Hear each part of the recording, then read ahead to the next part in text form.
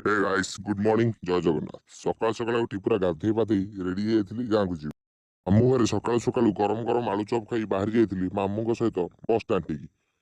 ତ bus stand ଠି ଆସିକି ଦେଖିଲା ବେଳକୁ ପ୍ରବଳ ଗହଳି ଥିଲେ। ଭାବିଲି ବସରେ ଶାନ୍ତିରେ ବସିକି ଯିବି କିନ୍ତୁ ନା ପ୍ରବଳ ଗହଳି ଥିଲା ବସରେ। ତଥାପି ଠେଲା ପେଲାରେ ଗାଁରେ ଆସିକି ପହଞ୍ଚିଗଲି। ତାପରେ ଗାଇସ୍ ଘରେ ଆସିକି ପହଞ୍ଚିଲା ପରେ ଓ ଯୋଉ ଶାନ୍ତି।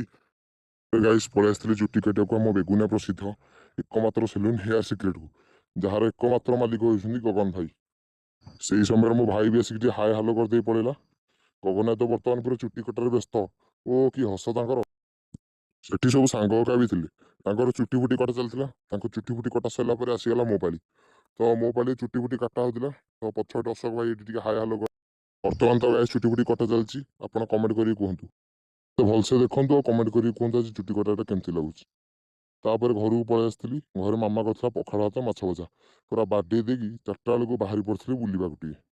ତ ବୁଲାବୁଲି କଲାବେଳେ ଆଦିତ୍ୟ କହିଲା ଚାଲ ଗୁପଚୁପ୍ ଖାଇବା। ତ ଗୁପଚୁପ୍ ଖାଇସାରିଲା ପରେ ପୁଣି ବୁଲିବାକୁ ପଳେଇ ଆସିଲୁ ଆମ ଫ୍ୟାକ୍ଟ୍ରି ଆଡ଼େ।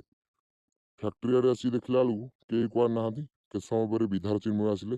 ପୁରା ସ୍ୱାମୀ ସ୍ତ୍ରୀ ଭଳିଆ ହେଇ ଆସୁଛନ୍ତି। ଦେଖନ୍ତୁ ଗାଇସ୍ ଓ ବିଧାର କି ଦୌଡ଼ା।